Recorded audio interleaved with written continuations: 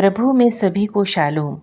धन्यवाद हो प्रभु का इस समय के लिए जब मैं नंदिनी मसीह प्रभु के जीवित वचनों को आपके सामने ला सकती हूँ। प्रभु इन वचनों के द्वारा आपके जीवनों में काम करे, यही मैं प्रार्थना करती हूँ। आइए हम प्रार्थना करें। आकाश और पृथ्वी की रचना करने वाले जीवित पिता परमेश्वर, तेरे जीवित वचनों के लिए धन्यवाद देते हैं। हे प्रभु, जो वचन तेरे द्वारा तैयार किया गया है उनके लोगों से मनों से बात कर प्रभु। तेरे वचनों में वे आगे बढ़ें और दूसरों के जीवन में काम कर सके। हम तुझसे ऐसी प्रार्थना करते हैं प्रभु, तेरे बेटे यीशु के नाम से मांगते हैं, सुन और कबूल कर। आमीन। प्रियो, प्रभु का द्वितीय आगमन निकट है। अब वो समय आ गया है कि हम सब मसीह के वचनों को ज़्यादा से ज़्यादा पढ़ें और प्रभु के द्वितीय आगमन के बारे में लोगों को बताएं। बहुत कम समय में हमें प्रभु की सामर्थ और उसके सामर्थ के काम को सबको बताना है ताकि ज़्यादा से ज़्यादा लोग प्रभु के पास आ सकें। हमें अपने आप को तैयार करना है।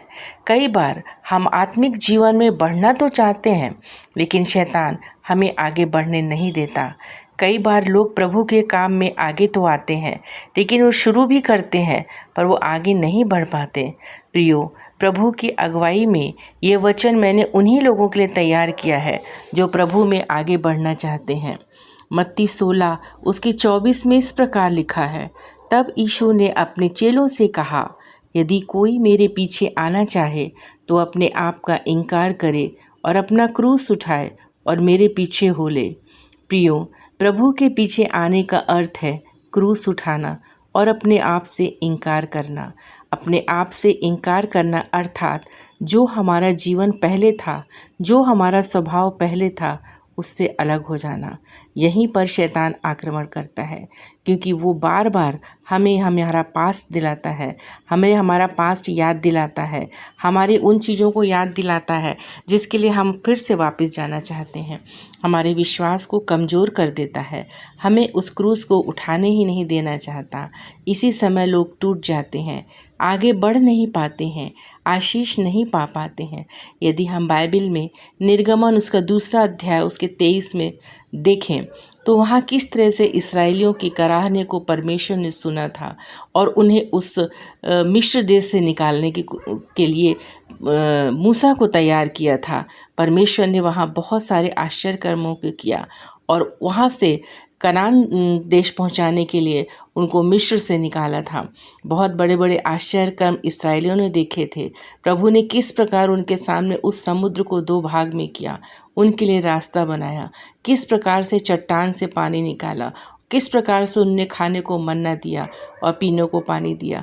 लेकिन वो इन सब आश्चर्य कर्म को भूल जाते थे और आगे बढ़ने के बाद बार बार उस मिस्र देश को याद करते थे, उसकी आशीषों को याद करते थे, उसके खाने पीने को याद करते थे और वे याद करके मूसा से कहते थे, हम तो पहले ही ठीक थे, तू हमें मारने के लिए यहाँ क्यों लेके आ गया है।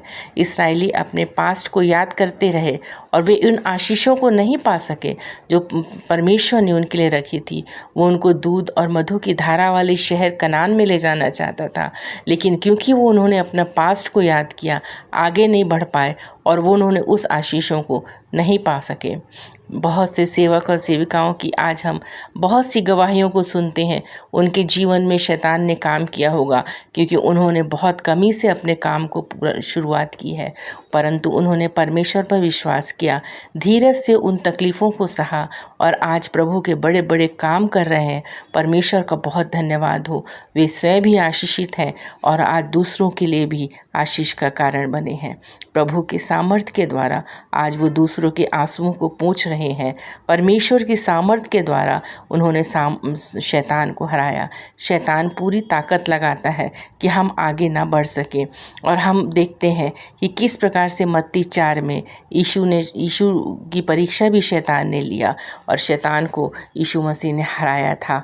उत्पत्ति 39 में हम देखेंगे किस प्रकार से यूसुफ के सामने पोतीफर की पत्नी ने व्यभिचार की परीक्षा दी, लेकिन वहाँ भी शैतान ने काम किया और यूसुफ उस परीक्षा से निकल गया। शैतान अय्यूब के समान परीक्षा भी लाता है।